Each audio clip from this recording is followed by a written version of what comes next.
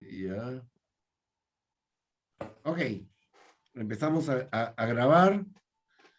Son las 6:30, Perfecto.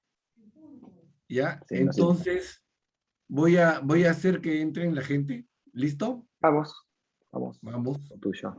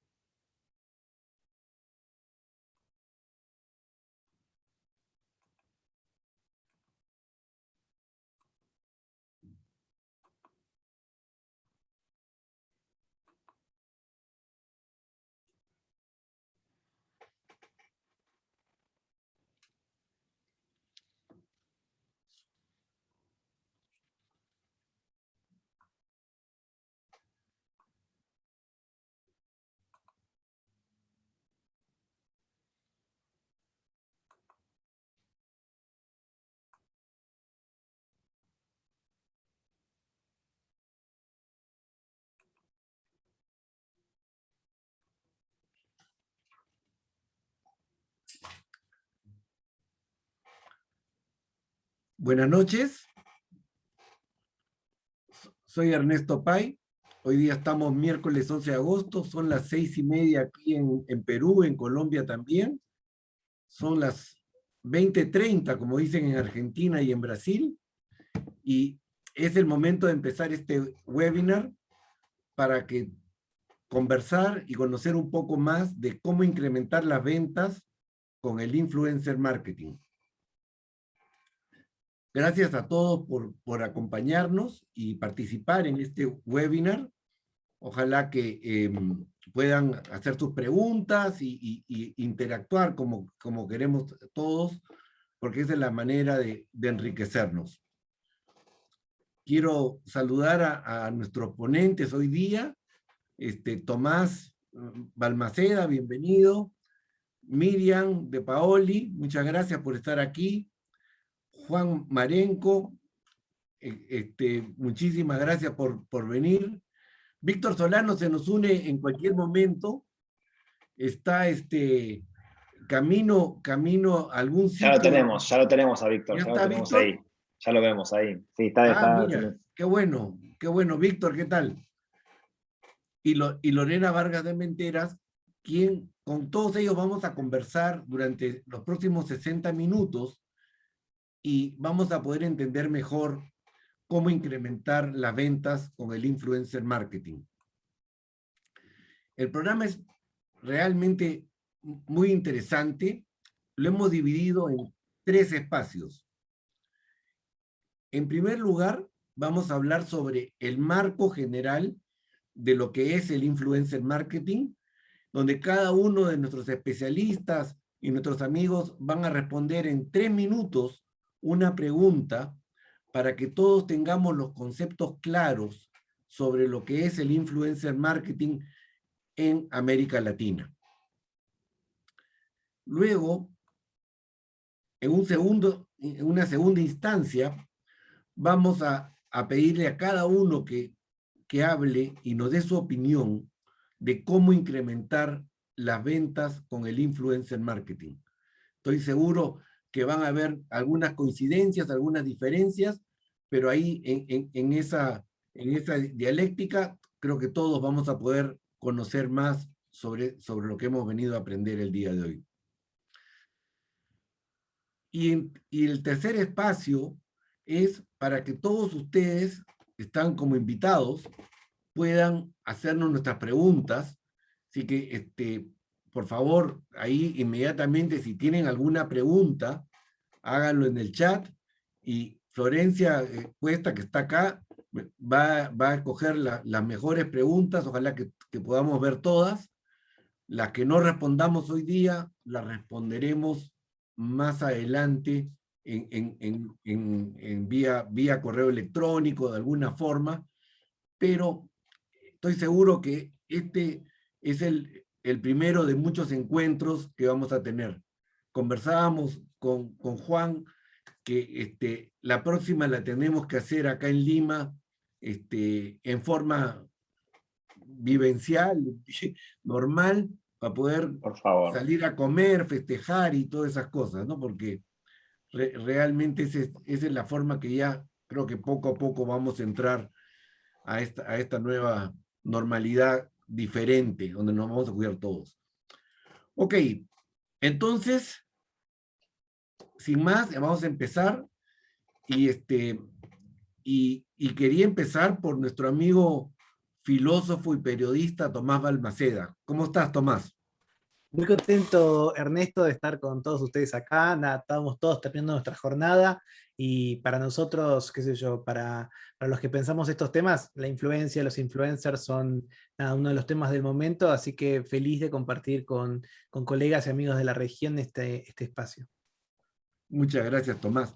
Tomás, tú siempre dices, y te voy a citar, estamos viviendo una transformación inédita en todos los ámbitos de nuestra vida. Cuéntanos, ¿qué es la influencia? Mira, Ernesto, hay un montón de... Yo soy filósofo, como contaste, y para los filósofos las definiciones o los términos son muy importantes. Y influencia es ese tipo de término que justamente creo que acá todos queremos saber lo que es, o todos lo sabemos, pero tal vez si vamos preguntando tenemos distintas interpretaciones, distintos matices. Es un espacio para poder reflexionar y pensarlo. A mí me gusta pensar la influencia como una suerte de fuerza, una fuerza suave.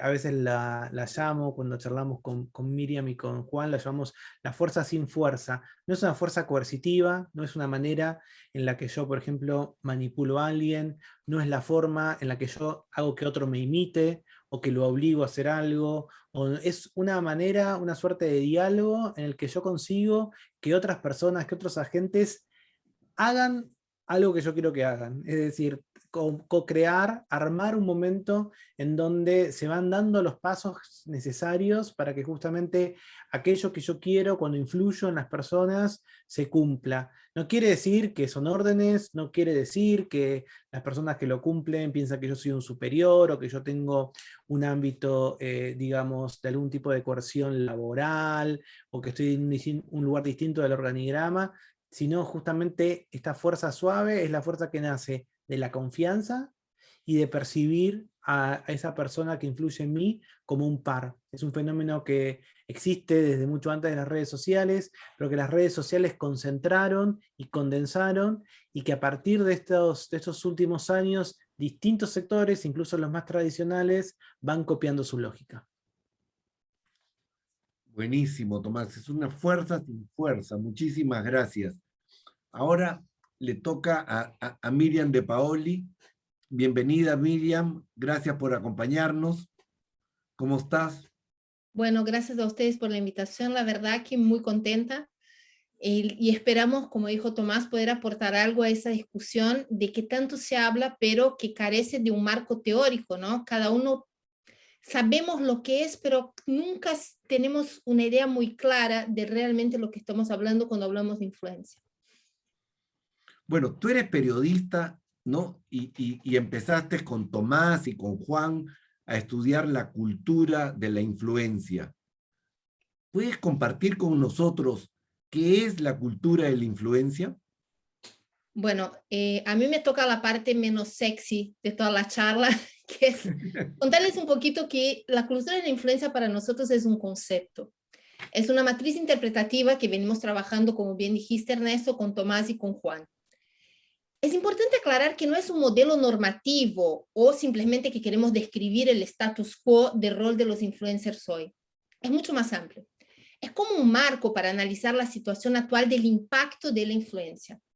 En esta matriz lo que estamos intentando es analizar los cambios tecnológicos y culturales que van permeando, obviamente siempre hablamos desde las redes sociales, a buena parte de la sociedad, que como decía Tomás, es ya uno de los rasgos definitivos de la comunicación de esa segunda década del siglo XXI. Pero vamos a tener que dejar de pensar solamente en una persona cuando hablamos de influencer. porque necesitamos trasladar el impacto de ese concepto a la publicidad, a los movimientos activistas, a comunidades tradicionalmente relegadas o silenciadas que encuentran una voz en las redes sociales, a la comunicación política y hasta, ¿por qué no?, la vida cotidiana dentro de las empresas. El estudio que hacemos de la cultura de la influencia nos está ayudando a poner un poco en contexto y empezar a analizar algunas variables de ese fenómeno. Variables como, por ejemplo, el tiempo que se debe dedicar a una comunidad y cómo se consolidan las alianzas dentro de la influencia, la importancia de entender las métricas, pero al mismo tiempo cómo fusionar intuición con estrategia. Y no menos importante, ¿cómo hacemos para sumarse siempre a esas diferentes tendencias, pero sin perder la esencia? Ya hemos visto que mucha gente termina quedándose en el intento. Es un fenómeno, la cultura de la influencia, con luces y sombras que están desafiando las reglas tradicionales con que hasta ahora, por ejemplo, estábamos acostumbrados a analizar la comunicación. Pero también hay un gran punto que no puede ser ignorado. Los que se adaptan primero y mejor van a correr con ventaja. Y desafortunadamente, en muchos ámbitos, quien no se adapte directamente queda fuera del juego. En resumen, como decía Tomás, la influencia es una suerte de fuerza sin fuerza que permite que ciertas acciones sucedan sin necesidad de apelar ni a la autoridad, en un sentido más tradicional, ¿no?, tampoco a la coerción. Entendida así, la influencia es el centro de ese marco teórico, matriz interpretativa que estamos diseñando, que nos está sirviendo para realizar un diagnóstico de la comunicación actual y su impacto, esa es la palabra más importante, impacto, en todos los sectores de nuestra realidad. A eso nosotros decidimos llamar de cultura de la influencia. Interesantísimo, interesantísimo la matriz, y estoy seguro que el libro va a ser todo un éxito cuando salga. Y lo vamos a presentar en Perú, eso seguro. De todas maneras, pero eso sí, yo quiero leerlo en físico, así que lo vamos a hacer. Bueno, ahora le toca el turno a Juan. Juan, ¿Cómo ¿cómo va? estás? ¿Todo bien? Bien, todo bien, por suerte. Muchas gracias por la invitación. Está buenísimo estar acá. Estaría mucho mejor estar allá, obviamente, pero estamos contentos, muy contentos de estar con todos ustedes acá. No, de todas maneras, o lo hacemos aquí o lo hacemos allá, pero también es rico comernos un asado de vez en cuando. Pero yo lo hago, Bueno, no pasa nada. de todas maneras. Juan, tú te defines como un obsesionado de la cultura, de la comunicación y sus desafíos. Ujú. Para ya entrar a aterrizar un poco todo este marco que ha planteado Tomás y Miriam, ¿puedes decirnos cómo está impactando la influencia en la publicidad? Sí, la verdad que, bueno, con Miriam y con Tomás venimos trabajando ya hace 2, 3 años y cuando nace el Influencers, hace como 5 o 6, estábamos hablando de esto sin hablar de esto, ¿no? No teníamos muy claro dónde estábamos yendo, pero había como diálogos, ¿no? Y en esa construcción de diálogos empezamos a ver qué es lo que estaba pasando en la comunicación publicitaria, qué le pasaba a la publicidad, ¿no? Y de repente empezamos a ver que la comunicación digital había tenido como un problema desde su génesis con las interrupciones, con esos choques que tiene, con la ruptura por ahí de contrato de lectura que tiene en base a cómo se formatea, y empezamos a ver también que cada vez más había más medios. Empezaron a haber una especie de una atomización de medios y cada vez más y cada vez más y cada vez más. Y eso fragmenta audiencias, ¿no? Veíamos fragmentación de audiencias por todos lados. Nadie ve lo que ve el otro en algún punto, ¿no? Y ahora vemos a veces que nos cuesta hasta tejer puentes generacionales o hasta culturales de, ¿viste tal cosa? No, no sé de qué estás hablando. Nadie sabe bien qué significa lo que está consumiendo el otro. Y eso habla de mucha fragmentación. Por otro lado, cuando uno ve eso también, es un problema con la atención, digamos. Hoy nosotros estamos hablando sobre un territorio que es lo finito, que es nuestro tiempo. Nosotros estamos acá con un celular o con una computadora, con una televisión, pasando tiempo consumiendo medios o consumiendo cosas en 24 horas, no tenemos más que eso, es lo que hay. Internet trajo un universo infinito, pero nuestro tiempo es finito. Y en ese tiempo finito están todos peleándose por a ver quién acapara más atención, ¿no? Y lo estamos viendo, no sé, con TikTok pagándote para que te bajes TikTok, ¿no? La gente te están pagando para que te la bajes, para que la consumas, para que la mires. Y en ese momento lo que uno ve es que aparecen las plataformas sociales y aparecen generadores de contenido que acaparan la atención. Esos creadores de contenido que acaparan la atención y que encima crean una comunidad y que encima generan un contenido relevante, son influencers. Y en esos influencers son los que pueden empezar a trasladar mensaje publicitario, ¿no? Que empiezan a poder tener comunicación de marcas, etc. Todo ese proceso que viene aproximadamente de 2004, 2005, con la llegada de los blogs, está como en un momento de expansión total, donde hay cada vez más fragmentación, hay cada vez más impacto.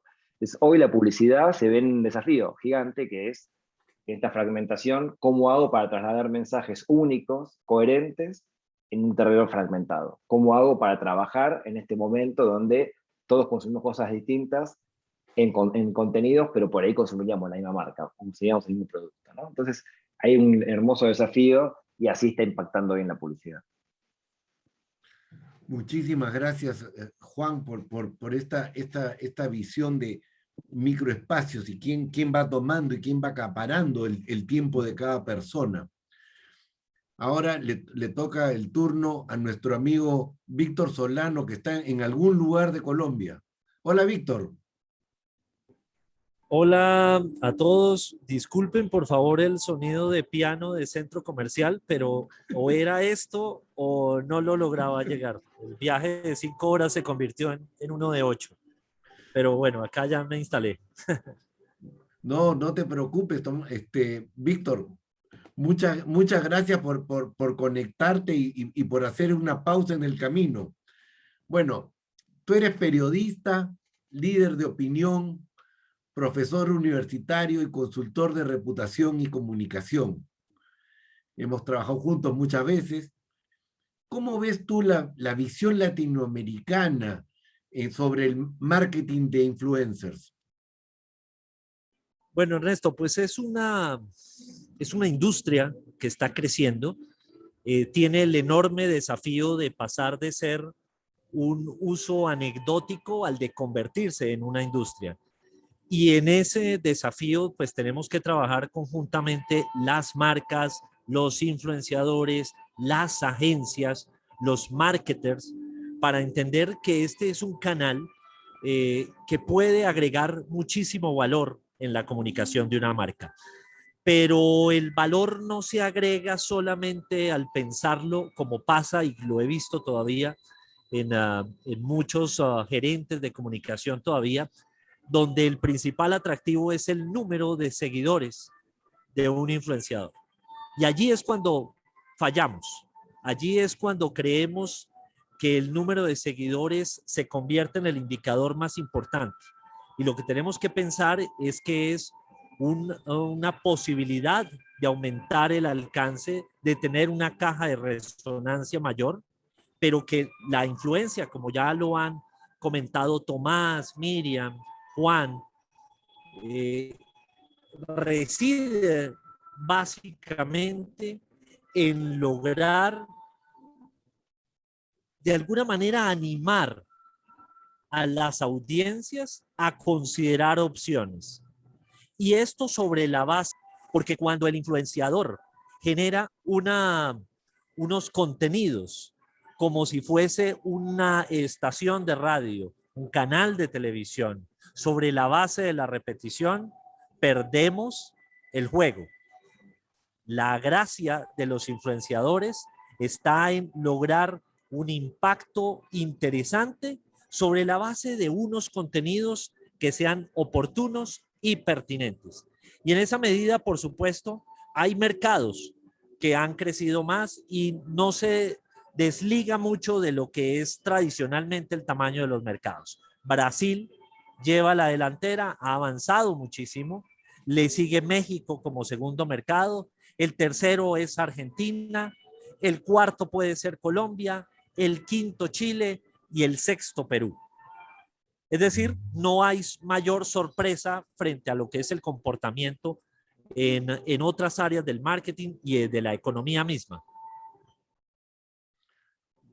Buenísimo, buenísimo.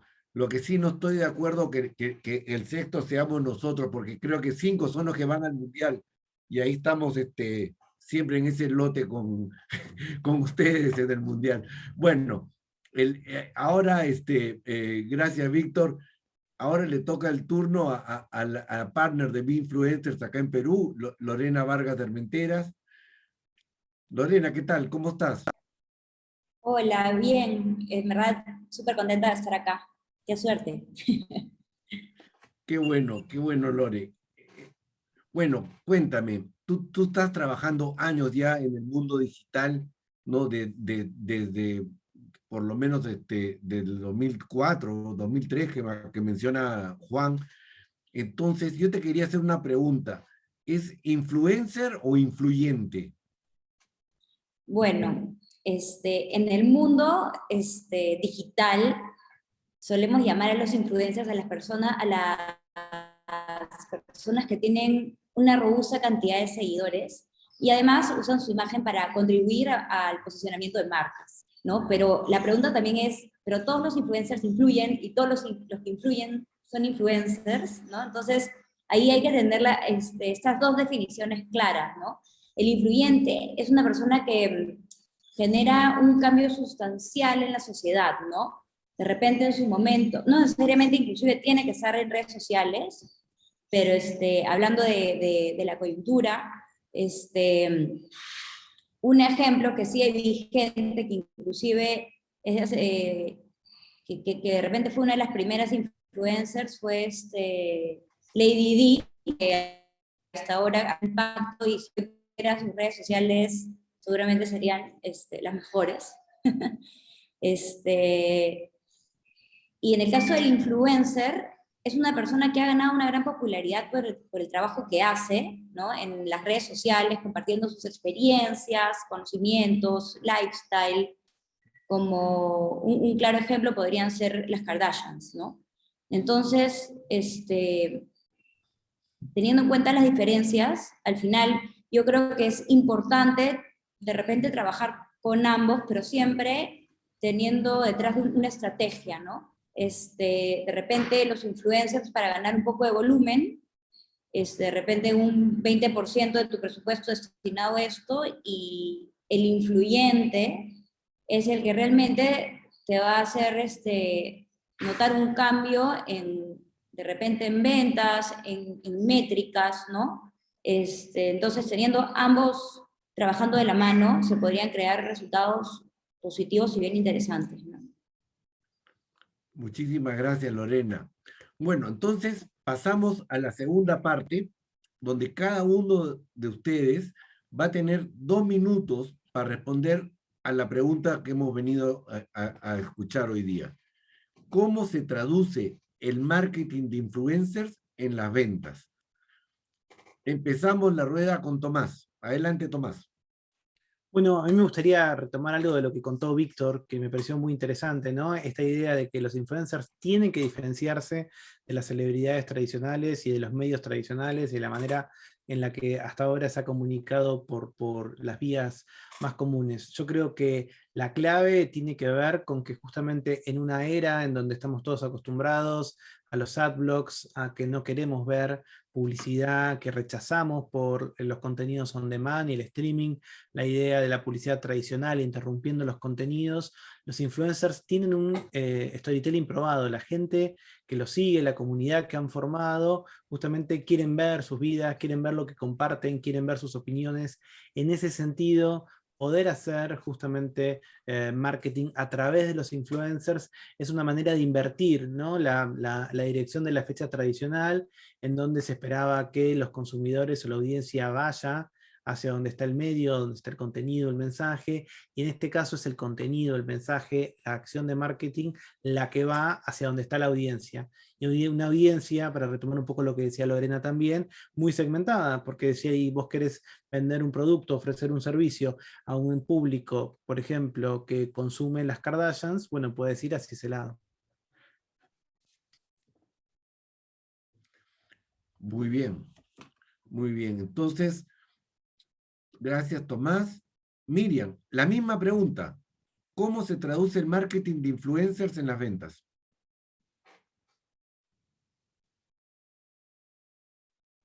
Bueno, generacional, me quedó el micrófono en silencio. Voy a hablar en primera persona. Yo no solo escribo, trabajo de periodista, pero también soy influencer de la menopausia y del climaterio. ¡Oh! Sí, exactamente. Yo tengo una comunidad de más de 75,000 mujeres en Latinoamérica donde brindo contenido sobre el climaterio. Esa etapa bastante negada en la vida de la mujer, pero que hoy ya es 1/3 de nuestras vidas. Entonces acá te tengo que hablar cómo las marcas me usan a mí para convertir el marketing en la influencia.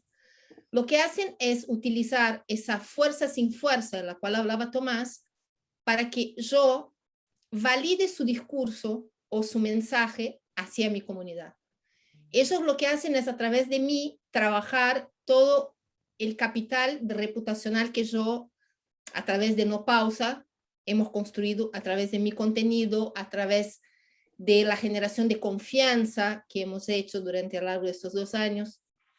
O sea, eso es un caso muy específico donde las marcas terminan utilizando todo ese capital creado y generado por el influencer para terminar convirtiéndose en ventas, en aumento reputacional. Acá también es importante entender que ni siempre cuando hablamos de marketing y la influencia, el objetivo final de ese diálogo es solamente una venta. Muchas veces es posicionarse frente a una comunidad. Muchísimas gracias, Miriam. Juan, ¿tú estás de acuerdo con lo que está diciendo Tomás y Miriam? En general estoy de acuerdo, sí, digamos. Creo que somos como caminos, ¿no? Y a veces a gente me parece como hay un justo, que nos pasa en general con lo digital, y siempre es, aparece algo digital y es, bueno, ¿cuánta venta me va a traer? ¿No? Y después vemos un cartel de vía pública y no preguntamos tanto, ¿no? Lo vemos, está ahí, y asumimos que va a traer alguna venta o algo por el estilo. Y en general lo que pasa es que nos preguntan por la venta directa, ¿no? Bueno, hago clic y compro.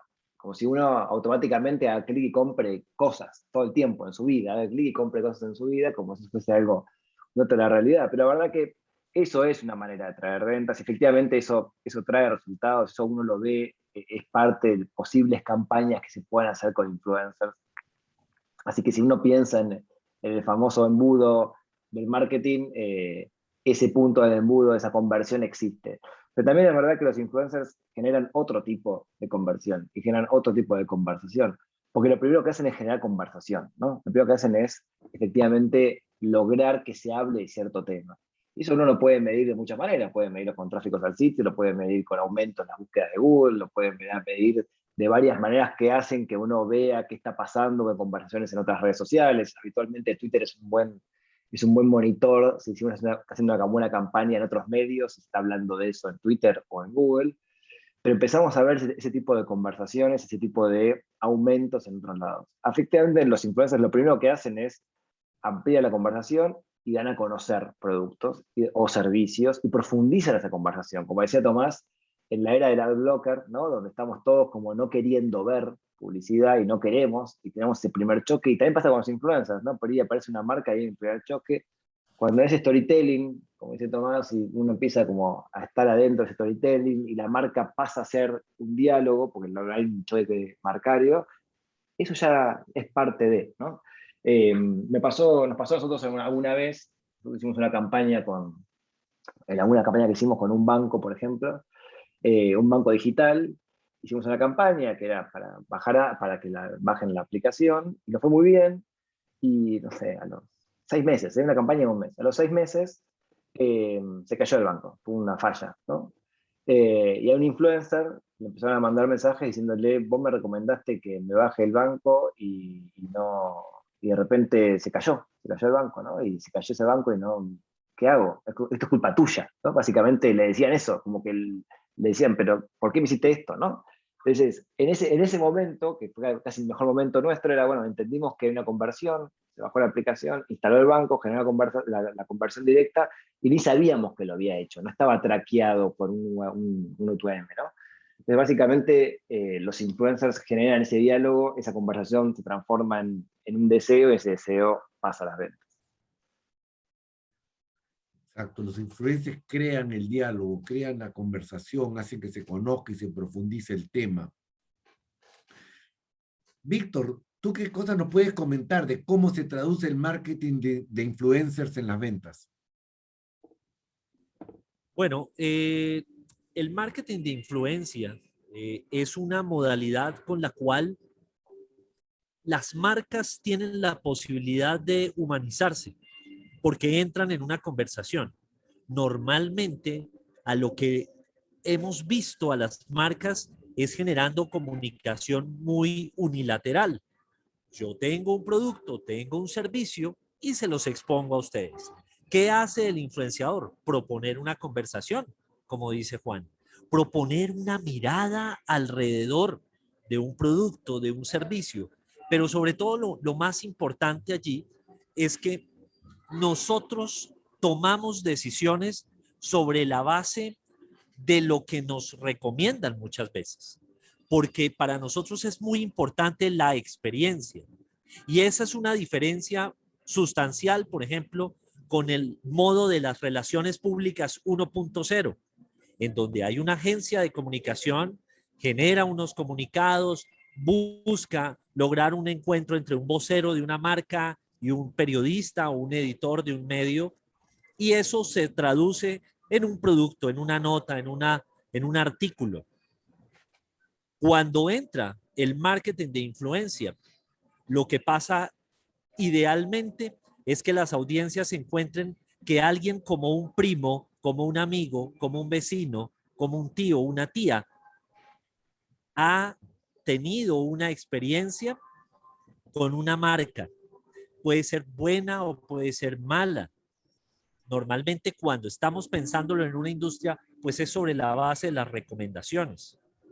Y es allí el valor que tiene este canal, de hacer, de dejar la sensación de que un amigo nos está confiando su experiencia y por ende yo podría pensar que a mí podría ir igual, por un sentido, una correlación, por un sentido de pertenencia, de apropiación de la experiencia. Ese es el valor que puede tener en todo este juego de marketing digital.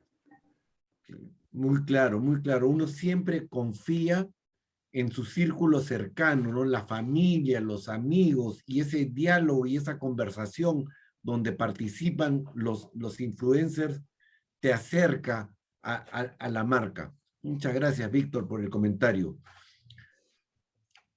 Lorena, ¿tú qué podrías agregar a todo lo que han dicho Tomás, Miriam, Juan, sobre cómo se traduce el marketing de influencers en las ventas? Bueno, ya con todo lo dicho, creo que podría agregar que no por gusto se proyecta que un 48% de las marcas aumentarán el presupuesto para marketing de influencers este año, ¿no? De hecho, el 70% de engagement, es decir, de compromiso de las marcas, proviene de un trabajo que se ha hecho con influencers, ¿no? Entonces es por eso que es tan popular la relación de los influencers con las ventas, ¿no? Entonces, para cerrar, creo que de repente podría decir que lo importante para poder lograr una venta a través de los influencers es conocer primero como empresa a tu audiencia, ¿no? Antes de implementar la estrategia, conocer bien el influencer que vas a usar, que se adecue a la marca, construir una relación con el influencer para luego crear el contenido con él, lo que se decía anteriormente, ¿no? La parte de co-crear. Y para luego terminar con un registro, ¿no? Y seguir la trayectoria para ver los resultados en métricas, ¿no? Y creo que esas son las claves para poder lograr una buena estrategia de ventas con influencers. Muchísimas gracias, Lorena. O sea, yo creo que todos han dado su opinión y estoy seguro que van a surgir algunas preguntas de parte de ustedes y por favor, si tienen preguntas, pueden hacerlas a través del chat, ¿no? Y Florencia, si es que tienes alguna pregunta ya que te haya llegado, ¿no? Podemos empezar a escucharlas para poder hacer este diálogo ya entre todos, ¿no? Y poder abrir el espacio para para poder enriquecernos todos.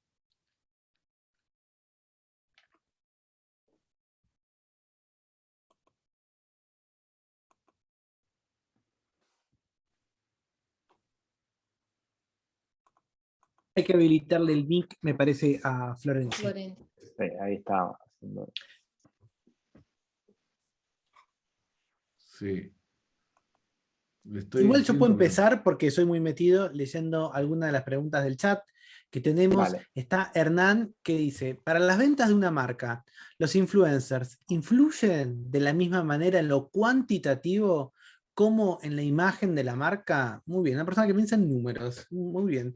O sea, influencers impactan lo mismo cuantitativamente que en imagen de marca. Yo digo mi opinión. Para mí influyen en justamente lo que charlábamos con Juan, con Víctor, en crear conversaciones. Me parecería que si vos vas a buscar un volumen o vas a buscar una conversión muy directa, no creo que marketing de influencer sea, si no está bien usado, la herramienta ideal. Seguramente Juan tenga alguna otra opinión distinta, porque siempre peleamos sobre esto. No.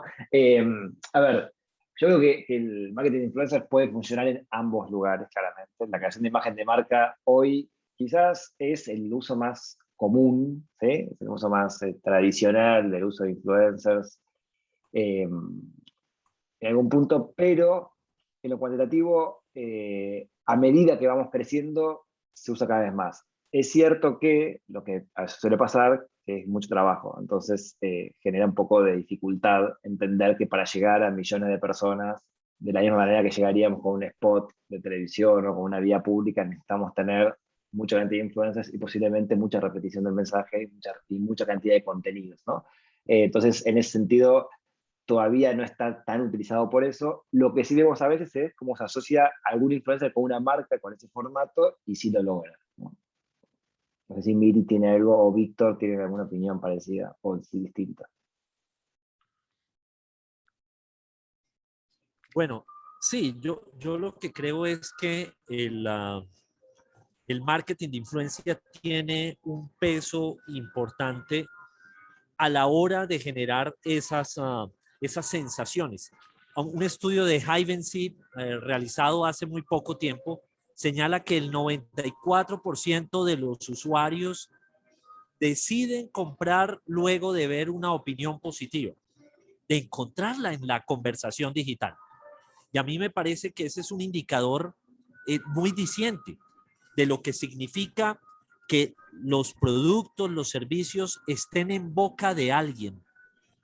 Creo que Lorena, precisamente, con ella hablábamos de cómo hay que definitivamente elegir muy bien quiénes son los portavoces de lo que quiere comunicar una marca.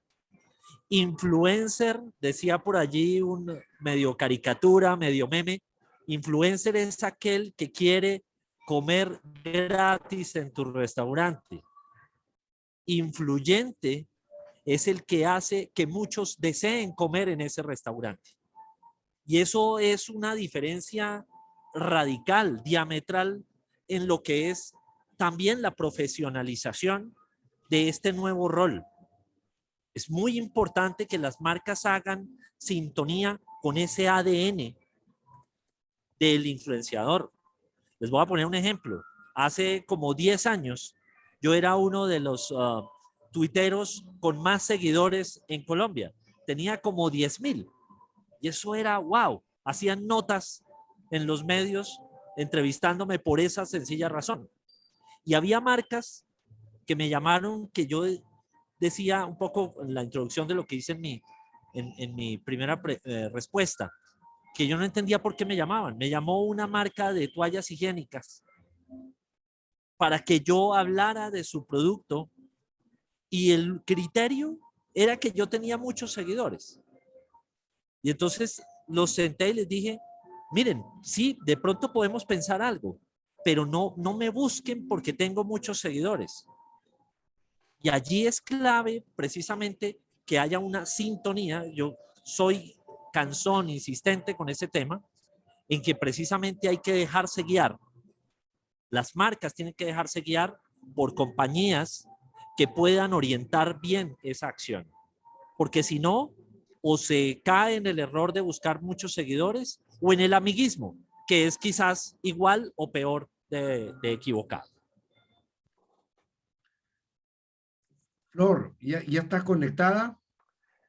A ver, Ahí, ahí va a Flor, ver, bien. ahí estamos. Ahí va, muy bien. Vamos, Muy Flor. bien, Flor. Entonces, ¿tienes alguna pregunta ahí que haya llegado? Dale, les paso una que entiendo que la mandaron más temprano, que dice, se cree que para generar impacto es necesario contar con influencers de gran alcance o gran magnitud, que suelen ser, por ende, muy costosos. ¿Se ejecuta siempre de la misma forma o se pueden considerar otro tipo de estrategias? En Juan. general, cuando hablamos del costo, solemos hablar de cuánto le pagamos al influencer y no solemos hablar del costo por contacto, o el costo por impacto, o cuánto efectivamente genera, ¿no? Entonces, eso primero lo que hay que diferenciar el monto que se le paga a alguien con el objetivo o los resultados que genera. Eso es importante tenerlo en cuenta. Y no necesariamente necesitas trabajar justamente con macro influencers o influencers muy grandes, ¿no? Para nada, absolutamente para nada, excepto que vos tengas un objetivo muy grande de llegarle a todo el país y querés llegarle con pocos influencers, por ahí no lo necesitas, pero por suerte hay un mundo lleno de influencers de mayor o menor cantidad de seguidores, y la verdad que sí, una relación bastante inversamente proporcional, y también me adelanto a una pregunta que habla de los non-influencers, entre la cantidad de seguidores y el resultado que genera, ¿no? Y el engagement que genera.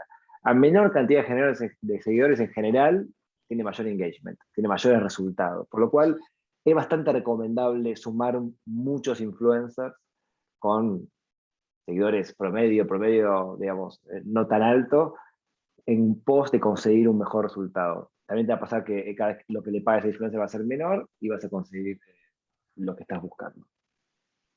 No sé si Víctor Muchas levanta la mano gracias, también, Juan. así que ¿Alguien quiere agregar algo? Sí, Ernesto, si me permites, quería agregar un poco en esa conversación que yo creo que lo ideal es hacer una combinación, ¿sí? Una suma de esfuerzos en las cuales, dependiendo del objetivo, como bien lo señalaba Juan, el alcance puede ser muy importante, pero creo que es muy importante tratar de llegar con una lógica más bien de aguja hipodérmica. Los nanoinfluencers para mí son personas claves, son esos que están entre 1 y 10,000 seguidores. Luego hay una categoría que se llaman los microinfluencers, que está entre 10,000 y 50,000. Clave para llegarle también a un segmento de la población importante. Luego siguen los medio influencers, entre 50 y 200,000, macro influencers 200,000 a 1,000,000, y luego están los mega influencers de más de 1,000,000. Quiero llegarle de manera rápida a muchísimas personas. Sí, de pronto yo podría pensar en Kim Kardashian, pero ahí el tema de la influencia es el que tenemos que sopesar. Cuántas personas se identifican con ella versus cuántas personas se pueden identificar para un producto de tecnología con un ingeniero que yo lo veo cercano, que habla de estos temas con cierta frecuencia y que ha sentado una autoridad a pesar de que tenga solo 10,000 o 12,000 seguidores. Ese es el tipo de valoraciones que tienen que hacerse. Muy interesante lo que decía Lorena de influyentes y influenciadores. ¿Quieres agregar algo, Lorena?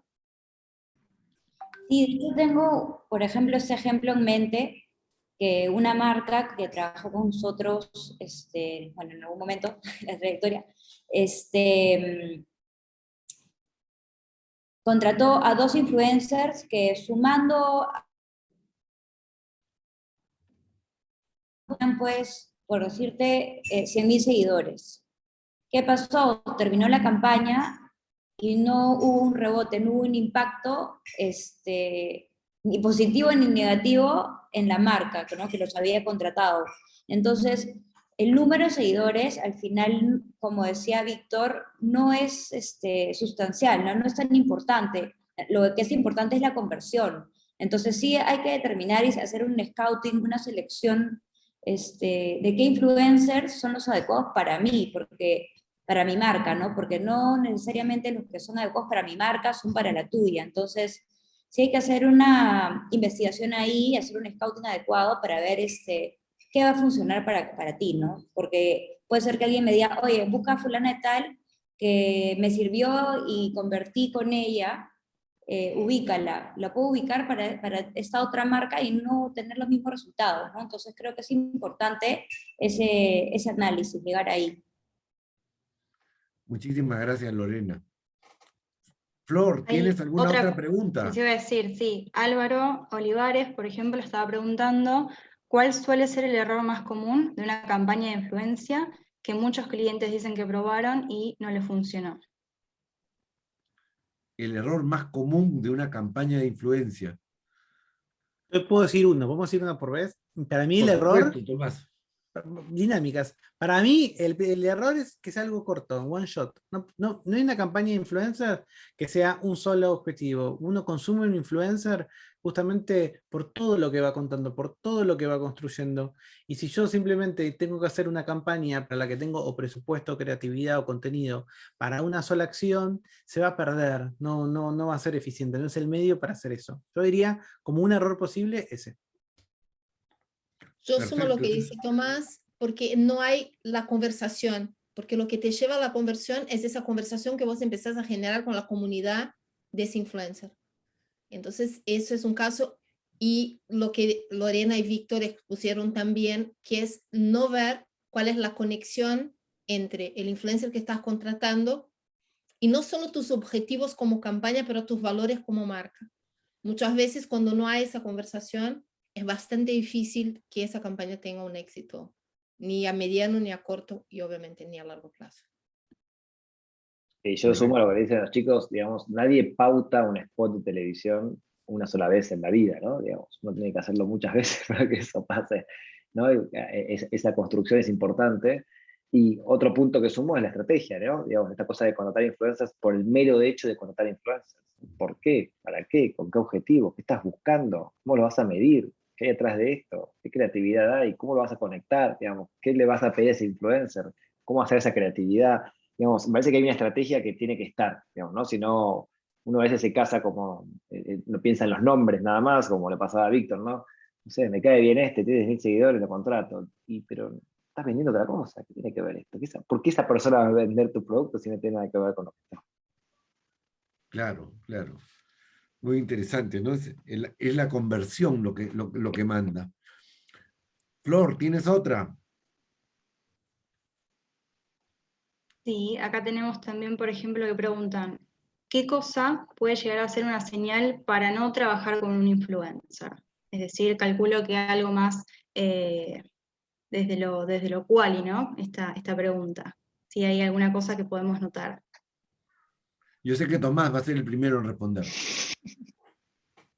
Primero que todo, yo te digo, bueno, primero cosas tipo una esvástica, cosas así como elementos muy evidentes de que hay discurso de odio. No, para mí, digamos, un signo de que el influencer no es para vos, para mí es justamente cómo es el enganche, ¿no? Esa famosa palabra en inglés, el engagement que tiene con esa comunidad.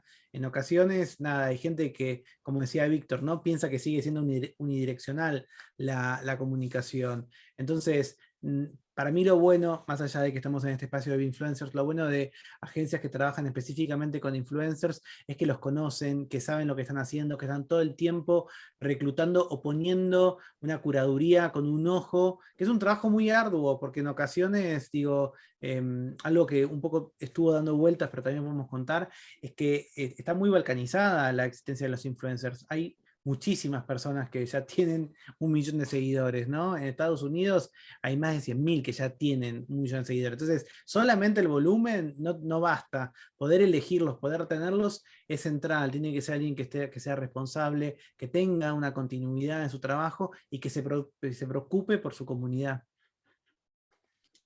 Que se preocupe por su comunidad, porque él es el hombre que va a transmitir el mensaje. ¿Alguien quiere agregar algo más?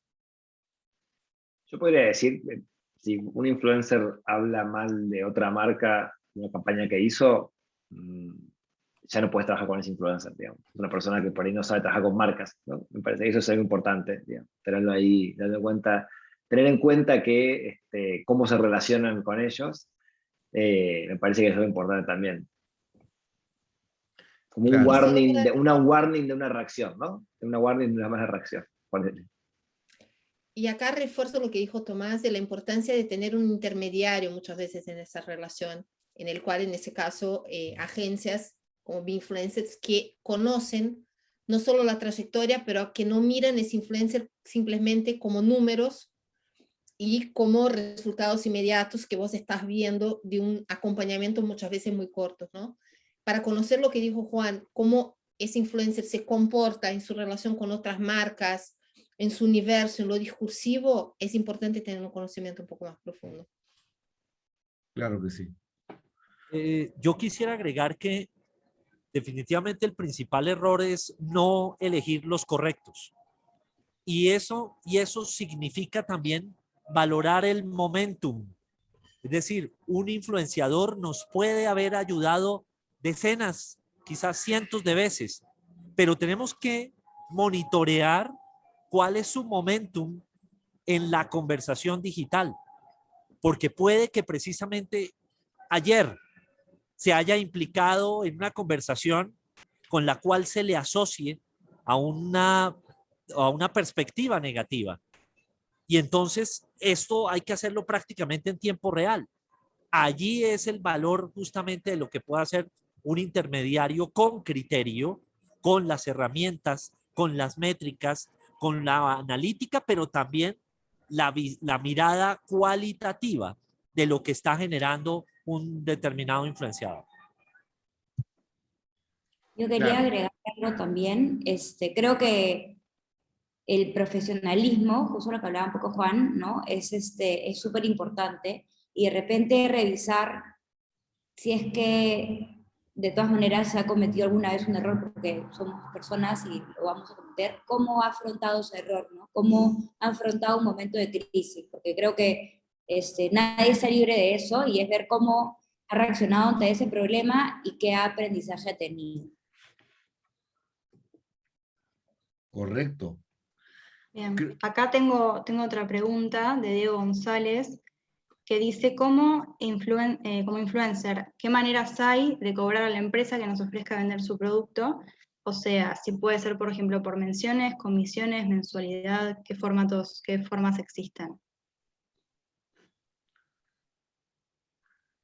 Miriam, la influencer. Bueno, todo depende de qué es lo que te están proponiendo. O sea, como dice Tomás, si es una acción, un one shot, muchas veces vos tenés que ver si te va a convenir a vos estar relacionado con esa marca una sola vez, y cuánto también va a tener ese impacto en tu trayectoria Ahora, ¿cómo era? Voy a usar la palabra de Lorena, no quiero más ser influencer, quiero ser influencer. ¿Cómo va a eso impactar en tu trayectoria? O sea, depende. Nosotros tenemos casos que tenemos comisiones mensuales, tenemos casos que es por una conversación alrededor de un producto, desde el lanzamiento hasta el crecimiento y hasta llegar a una primera meseta del mercado. Eso es bastante, va a depender mucho también de cuál es la propuesta que te vayan a hacer. Yo creo, en mi caso personalmente, tenemos de varios tipos, o de una sola vez, o de conversaciones, o mensuales, o alineados con un producto. Pero hay que acordar acá que yo trabajo con un nicho de mercado, que eso también es una cosa muy importante. Yo hablo a una comunidad que lo que yo digo tiene un valor. ¿Por qué? Porque no hay demasiadas personas que les estén hablando. Entonces hay también por detrás todo un agradecimiento al contenido que yo estoy generando. Seguramente en el día de mañana, que yo espero que hayamos centenares de cuentas hablando a esa mujer que está atravesando el climaterio y la menopausia, obviamente que mi poder de bargaña, ¿no? de exchange, salió el portuñol acá, bueno, iba a pasar en algún momento, va a bajar, obviamente. En ese momento estoy posicionada en un lugar donde también puedo hacer valer el rol que tengo frente a mi comunidad, o sea, el valor que tiene cualquier tipo de recomendación que desde No Pausa llega a esa comunidad. Discúlpame, pero no hay una respuesta sola, o sea. Perfecto. No, muchas gracias a todos. Bueno, yo creo que ya estamos llegando al final. Vamos a dar pase a la última pregunta. Flor, escoge bien entre las que hay, las otras que quedan sin responder. Vamos con la última que está interesante, de ¿ya? Camili Castro, que dice que trabaja en una empresa que acaba de ingresar en Colombia, México y en Chile. ¿Cómo hacer marketing de influencia en cada país? Si cambia la cultura de los influencers y cuál es la mejor estrategia al principio. Interesante. Perfecto, buena pregunta. Yo creo que, como yo siempre, agrego un pedacito, yo arranco un pedacito. por supuesto que tienes que arrancar tú, Tomás. O sea, además, en 5 minutos. Parezco argentino. Es una Sí. cosa, Ay, parezco Tomás. argentino. No, yo sí estoy. Me encanta la pregunta de Camili, la banco mucho. Me gusta la parte de si cambia la cultura de los influencers. Para mí cambia en el país y también cambia en la comunidad. Y eso es re importante, porque en muchas ocasiones la publicidad o el marketing piensa que puede tener un solo mensaje, un solo contenido que se usa en todos lados. Si vas a hablar a la comunidad de Miriam y de No Pausa, es muy distinto que si le vas a hablar a otra comunidad. Entonces, imagínate esos cambios cómo podrían ser incluso entre distintas regiones. Nosotros en Latinoamérica tenemos países vastísimos con muchas culturas adentro de una sola cultura. Entonces, es distinto hablar a la comunidad de Miriam, hablarle a la comunidad diversa, hablarle a una comunidad de otra parte del país. Yo creo que realmente es necesario justamente trabajar zona por zona y adaptar eso. Quizás el corazón del contenido es el mismo, pero la manera en que lo envolves y lo presentás tiene que ser personalizado, no solo en cada país, sino en cada cultura. Bueno, le voy a responder a Camili desde un lugar en primera persona. No Pausa está en portugués y en español. En español básicamente en Argentina, en Uruguay y en Chile. Nosotros cuando las marcas nos piden que hagamos los dos, tanto en español como en portugués, pedimos que el principio de lo que quieren comunicar puede llegar a ser el mismo, pero el deployment es completamente único. La mujer 45 más, 50 más en Brasil tiene un perfil completamente diferente y quiere escuchar una voz, una manera de llegar el mismo principio publicitario de otra manera. Lo mismo me pasa en Uruguay, en Argentina o en Chile. Entonces, eso es muy, muy importante entender que no es que cambia la cultura de cómo manejar los influencers, sino que ese influencer habla acorde a una determinada cultura. Es muy difícil conseguir tener el mismo mensaje, el mismo deployment y que funcione para todos de la misma manera.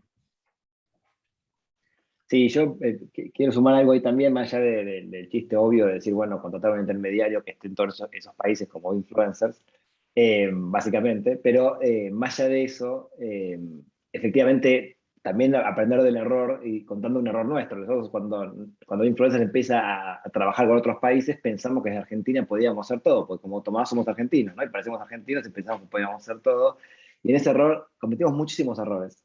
Y ese muchísimos errores empezamos a entender que la única manera de que esto funcione era tener socios locales y personas locales que entiendan perfectamente qué estaba pasando, para profundizar sobre la cultura, para entender qué estaba pasando, pero efectivamente hay un mensaje por ahí, ¿no? Te contratas una marca, como dice Tomás, y tenés un mensaje, un producto, una frase, y esa misma frase vive completamente distinto en Colombia, en Chile, en Perú, en Argentina, en México, con distintos tipos de influencers, con distintos tonos, con distintas maneras, con distintos formatos. Hay momentos de redes en cada uno de los países, en cada una de las culturas, como dice Tomás, porque efectivamente, como hablábamos al principio, estamos completamente fragmentados. Y en esa fragmentación tenemos que buscar los puntos de unión y los mensajes para que se logre ese impacto.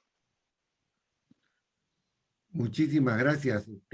Víctor, ¿tú quieres decir algo, agregar algo más?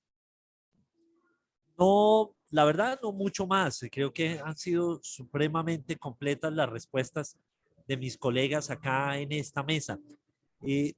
Yo lo que creo es que definitivamente hay sabores. Tenemos que vernos como un tema de una cena buffet, en la cual precisamente esa riqueza de sabores que son las experiencias de contexto de los entornos culturales tienen que ser tenidas en cuenta.